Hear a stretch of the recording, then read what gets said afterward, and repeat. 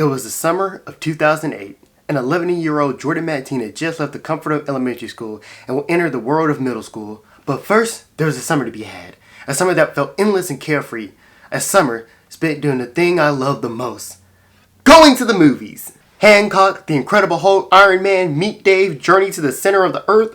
All movies I saw in theaters or I remember being the biggest thing of the summer.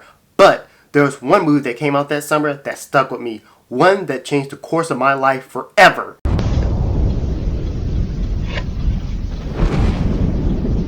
You've changed things. Forever. There's no going back. The Dark Knight, directed by the one and only Christopher Nolan. This mesmerized me when I saw it in theaters. My eyes were glued to the screen watching the complex and well-directed opening heist scene. Being in suspense watching Batman and Joker battle it out both physically and morally. Being heartbroken when Rachel, Batman's friend and lover, was killed on screen. Like, this isn't supposed to happen. Like, isn't the hero supposed to save the girl? This was the movie to beat.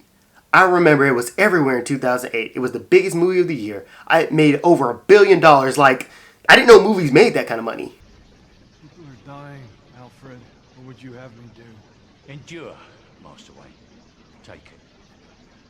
They'll hate you for it, but that's the point of Batman. He can be the outcast. He can make the choice that no one else can make. The right choice.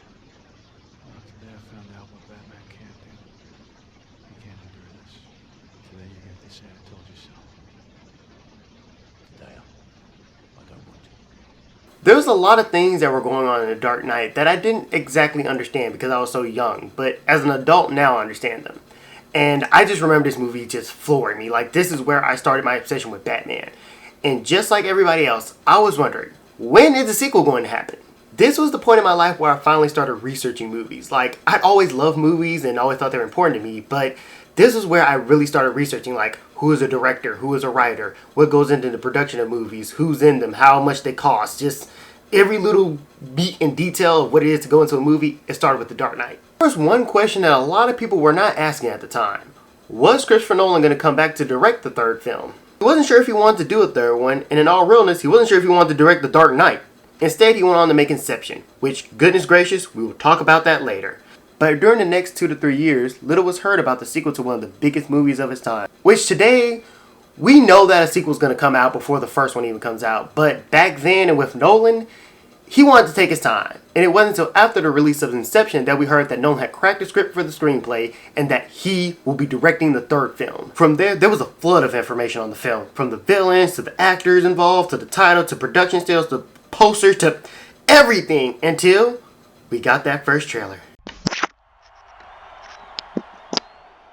Oh, say, can you see by the dawn's early You are as precious to me as you were to your own mother and father. I swore to them that I would protect you, and I haven't. the twilight's last gleam.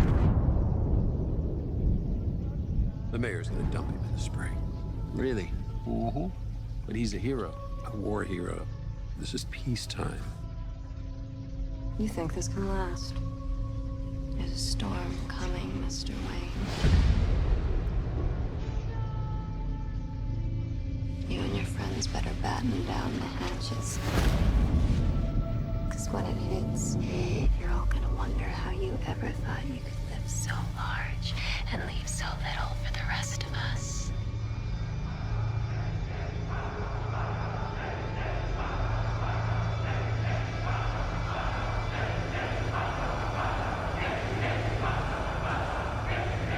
What does that mean?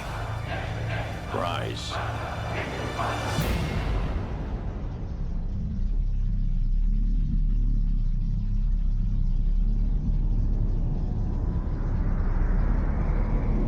When Gotham is ashes, you have my permission to die.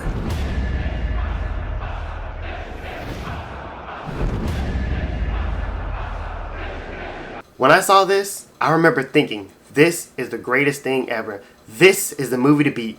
Then I saw this moment at the end, and I lost my mind. This has to be the greatest thing ever. Everyone was talking about The Dark Knight Rises. Media outlets were predicting what kind of records it would break, and even Oscar talk. Then, the day came, July 20th, 2020. I walked in that dark theater, took my seat, and I watched The Dark Knight Rises. I was floored by what I saw. Watching a grizzled and broken Bruce Wayne try to pick himself up and become Batman again, only to have Bane tear him down. I was feeling hopeless as I watched Gotham tear itself apart, and its inhabitants were pushed to the breaking point because of fear and hopelessness. And getting excited watching Batman rise up and rally the people of Gotham for one final stand, and watching Batman and Bane duke it out on the streets of the city. I learned something. Even in the darkest of times, we must not have fear. We must have hope. I freaking loved it. I walked out that theater thinking I saw one of the greatest movies ever made. But that's not how everybody else thought. Like I said before, there was a lot of media coverage leading up to the release of The Dark Knight Rises, and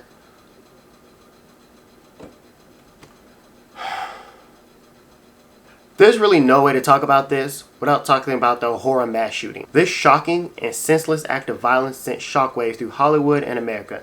And this was not helped by the fans either. When reviews came out and they were not as glowing and positive as everybody was expecting, some fans threatened violence against any critics who spoke badly of the film. And let me pause for a second, because I'll be the first person to say that movies are important.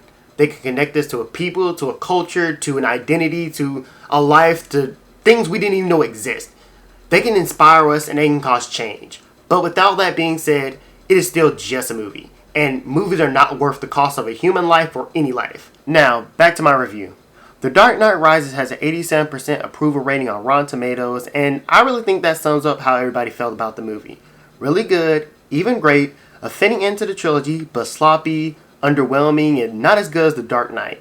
This threw a lot of people off, myself included. I really loved the movie. I thought everybody else was going to love the movie. It moved me, but sadly, a lot of people just didn't like it. They were put off by it. Even today, when I talk to people and they say they don't like The Dark Knight Rises, I'm like, yo, have y'all seen this movie? This movie's amazing. And no, it has not been 10 years since the movie's come out, but there's been enough time since the movie's release, and all the anticipation, the hype, the mass shooting, and the big boom we've had in superhero movies that we can more objectively look at this movie now than we did in 2012. The Dark Knight Rises was supposed to be the biggest movie of 2012, break tons of records, make tons of money, and get tons of acclaim. And while it did do that, there was a little movie that came out a month and a half earlier that surprised audiences and took the world by storm.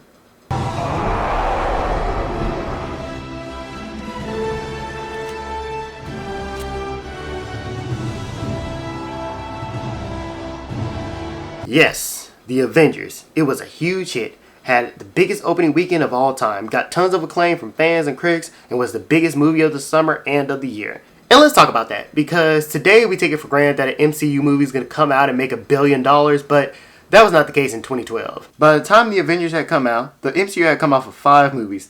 The first great, the second straight, the third straight, the fourth alright, and the fifth pretty good. The Avengers was expected to be big, but not a hit.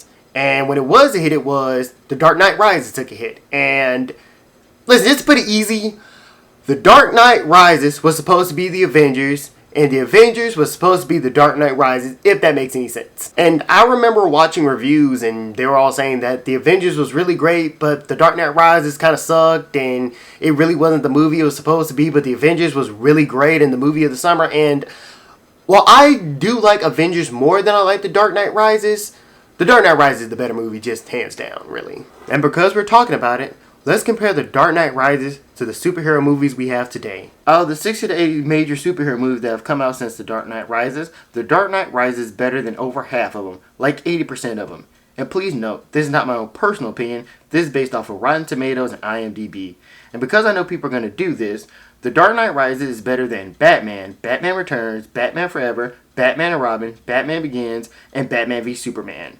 Please note, again, it's not my own personal opinion, it's based off of Rotten Tomatoes and IMDb. When you look at it, The Dark Knight Rises is one of the greatest superhero movies of all time. It's only topped by its predecessor, The Dark Knight. And let's talk about that, because, like I keep saying, the anticipation for The Dark Knight Rises was off the roof, and it's following one of the greatest movies of all time, The Dark Knight. It really is.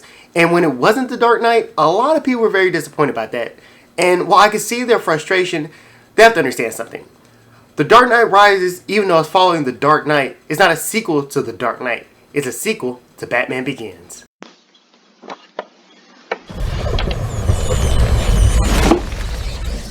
Tell us, Mr. Wayne.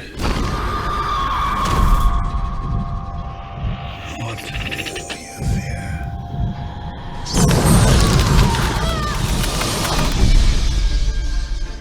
How do you know my name? The world is too small for someone like Bruce Wayne to disappear. Your parents' death was not your fault. My parents deserve justice. I cannot let that pass. If you make yourself more than just a man, then you become something else entirely. Which is? A legend, Mr. Wayne. Batman Begins came out in 2006 after the franchise was dormant for 9 years. This was the movie that relaunched Batman in the public eye and put Christopher Nolan on the map as a director to take seriously. And even today, you see a lot of movies trying to copy the Batman Begins formula when rebooting a franchise. It all started here. I was 9 years old when I saw Batman Begins, and I remember it was one of my first major theatrical experiences. That was the movie that got me obsessed with Batman. I really loved that movie. And in preparation to see The Dark Knight Rises, I was going to watch all the Batman movies, but sadly, I only got to Batman Begins, and I say sadly at first because when I walked in to see The Dark Knight Rises, I was like, dang it, I hadn't seen The Dark Knight, I haven't seen them all in order, oh my goodness, no. But in hindsight, that was a great thing, because The Dark Knight Rises is paying off setups from Batman Begins. Let me show you.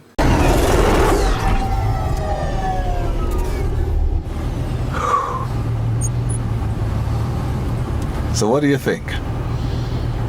Does it come in black? What's it called? Oh, it has a long, uninteresting Wayne Enterprises designation. I just took to calling it the Bat. And yes, Mr. Wayne, it does come in black. Bulletproof? Anything but a straight shot. Why didn't they put it into production? Bean counters didn't think a soldier's life was worth 300 grand. So, what's your interest in it, Mr. Wayne? I want to borrow it for spelunking. Spelunking? Yeah, cave diving. Cartilage in knees. It's good. No, that's because there is no cartilage in the knee, and not much of any use in your elbows or your shoulders. Between that and the scar tissue on your kidneys, the residual concussive damage to your brain tissue, and the general scarred over quality of your body, I cannot recommend that you go hella skiing, Mr. Wayne. What do you want? Carmine Falcone brings in shipments of drugs every week. Nobody takes him down. Why? He's paid up with the right people. What will it take to bring him down? Leverage on Judge Faden. And a DA brave enough to prosecute. Rachel Dawes. Who are you? Watch for my side.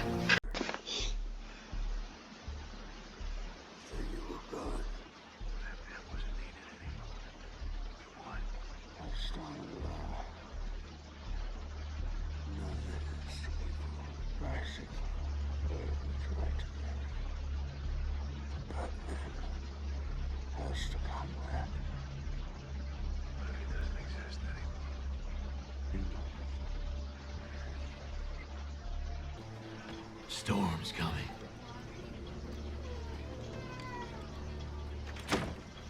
Scum is getting jumpy because you stood up to Falcone. It's a start. Your partner was at the docks with Falcone. He moonlights as a low-level enforcer. They were splitting the shipment in two. Only half went to the dealers. Why? What about the other half? Flass knows. He won't talk. He'll talk to me. Commissioner Love set up a massive task force to catch you. He thinks you're dangerous. What do you think? I think you're trying to help.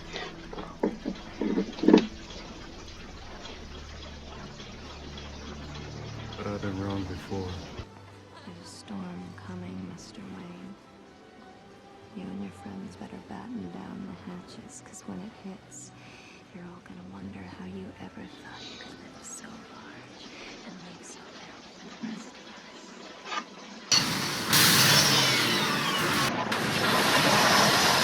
Gotham's time has come. Like Constantinople or Rome or before it.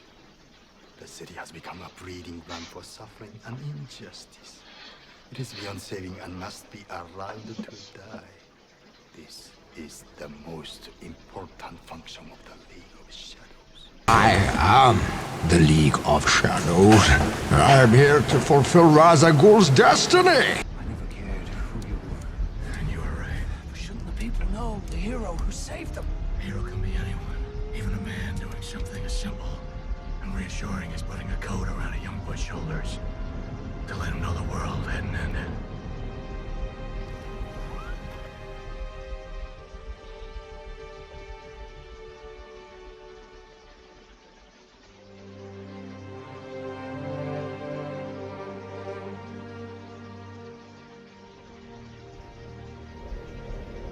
Bruce Wayne. When you look at it thematically, The Dark Knight is really the oddball of the whole trilogy, and there's a reason for that. Heath Ledger, who played the Joker in a brilliant performance, died shortly after The Dark Knight came out. Because of that, Nolan decided not to reference anything that involved the Joker in Rises. Instead, Rises focused on the actions of Harvey Dent from The Dark Knight and finishing the storylines and begin. This may have disappointed some viewers, but I believe they made the right decision. And because we're on the subject, let's talk about Bane, because a lot of people compare him to the Joker, mostly in a negative way. Many people believe Bane was a step down, not fully realized, and you could barely understand him. And while there is an argument to be made about all that, and as usual, I have a different opinion, and I will explain it, but here it comes. Bane is a better villain than Joker. Please let me explain. In The Dark Knight, Joker doesn't face Batman on a physical level or even really a mental level. He faces Batman on a moral level. Batman does not kill, and that's how Joker fights Batman, and that's how Joker wins. In The Dark Knight Rises, Batman can't physically beat Bane. He just can't. Because they've had the same training by the League of Shadows, using fear and darkness against your enemy, Batman can't beat Bane on a mental level either. Batman beats Bane only by sheer willpower. And yes, the way he was taken out is a little anticlimactic, but he is fully realized. There's a reason why Tom Hardy's Bane is the de facto version of Bane. Instead of a psycho who wants to watch the world burn, he's a terrorist with a plan and a way to break Batman. And because we're talking about villains, let's talk about Talia al Ghul. When Marion Cotillard was cast in the film, many believed she was going to play Talia al Ghul. This was denied by all involved, of course, and it proved up being false in the end because she is Talia al Ghul. And may I just say, in a world where we all know what actor is going to play what hero or villain, it's nice that they let us walk in the movie blind and have it be a surprise that she's actually a villain and not a hero and who she is and everything. I think that's actually pretty cool right there. But it's the only cool thing about her character because I will be honest, she is super underdeveloped, and this is a criticism of the movie that I can actually get behind. It's a weak point, I'm sorry. As much as I love Dark Knight Rises, I have to admit it. Her being a billionaire who falls in love with Bruce is random, and her coming out of nowhere and portraying Batman is left field, and she isn't really given any character development or backstory, and she seems she had a bad, just to be bad really, if I'm just being 100. It's a weak point of the movie, and it's a criticism I understand. Cotillard's performance is great, and what she does in the movie serves the material and everything, but for a 2 hour and 45 minute movie, we could add a little bit more character development, I think. But you know who is given enough character development and is fully realized? Catwoman, played by Anne Hathaway, who, may I just say, is one of my favorite actresses. Like, I love her. Like, please put her more stuff because she is amazing. Catwoman is given a character arc that is compelling, and you understand her motives. Just like Bruce, she wants a life where her past isn't haunting her. Speaking of which, their chemistry is great. Both as Bruce and Selina and as Batman and Catwoman. They play the yin to the other's yang. They work off each other in a way that's both dramatic and comedic. And in the end, it's Catwoman that saves Batman. People seem to skip over Anne Hathaway when they talk about Catwoman, which is a shame, because she is the best on-screen version of Catwoman. We can fight about it. And I've gone through this whole review without talking about the big man himself, Batman. This has to be one of the best on-screen portrayals of Batman / Bruce Wayne. This Bruce is broken both physically and mentally. His plan to save Gotham and be a symbol of justice has failed. And now all he sees is Batman being vilified and Bruce himself turned into the 21st century's Howard Hughes. The reason the film is called The Dark Knight Rise and not The Dark Knight Return is because Batman isn't returning from anything. Batman is rising up. When he was beaten badly and hope was nothing but an illusion, when everyone gave up on him and counted him out, and he was ready to roll over and die because hope was lost, there was hope. He rises, and in the end, he finds happiness. This film has a very powerful message behind it. No, maybe not a political message, but a personal message. Never give up. Never give in to fear. There's always hope. No matter how dark any situation is, there's always hope. That's what the movies taught me. That's what The Dark Knight Rises taught me. That's what Batman Begins taught me. That's what The Dark Knight taught me. Always keep moving, never give in to fear. I freaking loved it. It just resonates on me in so many emotional levels. Like, goodness, you might see me start getting emotional here. And I just really thought this was a great movie. Like, I thought Rises was honestly better than The Dark Knight in some ways. But sadly, other people didn't think so. And I have a question to those people. What were you expecting? More action? Well, this isn't that kind of superhero movie. It's talking about real issues and wants to explore its characters. It's not The Dark Knight. Well, guess what? They're not trying to make The Dark Knight. If they're trying to remake The Dark Knight, then it would have been seen as been repeating. It would not have been as good. It's sloppily made. Rises is not like the other superhero movies with the pasty CGI heavy action scenes. Rises uses real practical effects. Bane wasn't Joker? Again, Joker would have been worse. They went in a different direction. A good ending? What do you mean it wasn't a good ending? Rises has a great ending. At the end, Batman gives his life to show that you do not give in to fear. You do not get into hopelessness. There's always hope. That you can always have a hero rise up at the end to save the day. And no, I can assure you, Gotham will be attacked by another villain, but someone will rise up to stop them. Batman's become the symbol he's always wanted to be, which is perfect, which is what it should be. It's this great ending. So, what were you all expecting? I'll be honest, I have no idea. I just only hope that in the next 5 to 10 years, people will go back and really rewatch The Dark Knight Rises and appreciate it for what it set out to do. And please realize that this is what superhero movies should be. Thank you all for watching. I apologize if I come off a bit of ranty, but this is a conversation I've been having with a lot of people, and it really kind of gets under me when people say The Dark Knight Rises is not a good movie. So please, go check it out and let me know what you think. And because this is a Christopher Nolan movie, I have to shout it out. Go check out Christopher Nolan's new movie, Tenet, that comes out July 17, 2020. And please, stay tuned for more videos. Peace.